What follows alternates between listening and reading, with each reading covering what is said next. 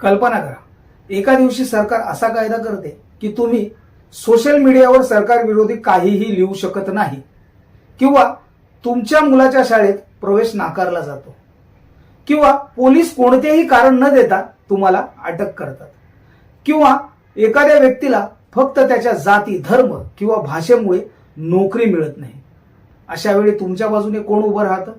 सरकार, नेते की न्यायालय?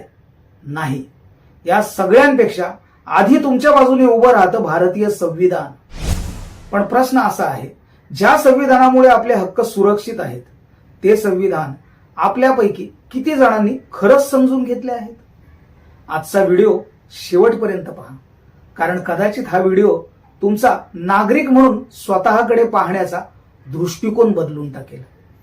अनेकदा वाटतं संविधान म्हणजे एक मोठं पुस्तक, पण संविधान म्हणजे देश चालवण्याचे नियम.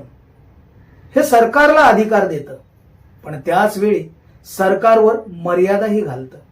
संविधान सांगतं सरकार काय करू शकतं आणि काय करू शकत नाही. स्वातंत्र्य मिळाल्यानंतर भारतासमोर सर्वात मोठा प्रश्न होता, इतक्या विविध भाषा, धर्म, जाती, संस्कृती यांना एकत्र ठेवायचं कसं? त्यासाठी संविधान तयार करण्यात आलं. 26 नोव्हेंबर 1949 रोजी संविधान स्वीकारण्यात आलं. 26 जानेवारी 1950 रोजी ते लागू झालं. प्रत्येक नागरिकाला संविधानाची गरज का आहे? कारण संविधान प्रत्येक नागरिकाला समान मानतं. गरीब असो किंवा श्रीमंत, पुरुष असो किंवा महिला, कोणत्याही धर्माचा किंवा जातीचा असो, कायद्यासमोर सर्व समान आहेत. भारतीय संविधान प्रत्येक नागरिकाला काही मूलभूत अधिकार देतं. समानतेचा अधिकार, स्वातंत्र्याचा अधिकार, शोषणाविरुद्धचा अधिकार, धर्म स्वातंत्र्याचा अधिकार, सांस्कृतिक आणि शैक्षणिक अधिकार, घटनात्मक उपायांचा अधिकार. जर हे अधिकारच माहीत नसतील तर त्यांचं संरक्षणही करता येणार नाही. संविधान फक्त अधिकार देत नाही, ते नागरिकांना कर्तव्यांचीही आठवण करून देतं. संविधानाचा आदर करणे, राष्ट्रीय एकात्मता जपणे, सार्वजनिक मालमत्तेचे संरक्षण, वैज्ञानिक दृष्टिकोन विकसित करणे ही प्रत्येकाची जबाबदारी आहे. भारताची लोकशाही संविधानामुळे टिकून आहे. निवडणुका, स्वतंत्र नगरपालिका, मुक्त प्रसार माध्यमे, राज्यघटनेतील संस्था या सर्वांचा पाया संविधान आहे. संविधान माहीत नसल्याचे परिणाम, अनेक लोक आपले अधिकार गमावतात कारण त्यांना हे माहीतच नसतात. फसवणूक, भेदभाव, अन्याय हे अनेकदा अज्ञानामुळे वाढतात. म्हणून संविधान समजून घेणं म्हणजे स्वतःचं संरक्षण करणं.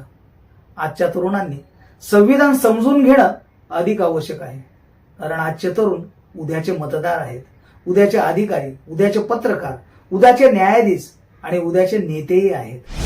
डॉक्टर बाबासाहेब आंबेडकर यांनी स्पष्ट सांगितलं होतं, संविधान कितीही चांगलं असलं तरी ते चालवणारे लोक चांगले नसतील तर संविधान यशस्वी होणार नाही. याचा अर्थ संविधान हे फक्त पुस्तक नाही, ते जगण्याची पद्धत आहे. भारतीय संविधान हे केवळ वकिलांसाठी किंवा न्यायालयांसाठी नाही, ते प्रत्येक शेतकऱ्यासाठी, प्रत्येक विद्यार्थ्यासाठी, प्रत्येक महिलेसाठी, प्रत्येक कामगारासाठी आणि प्रत्येक भारतीय नागरिकासाठी आहे.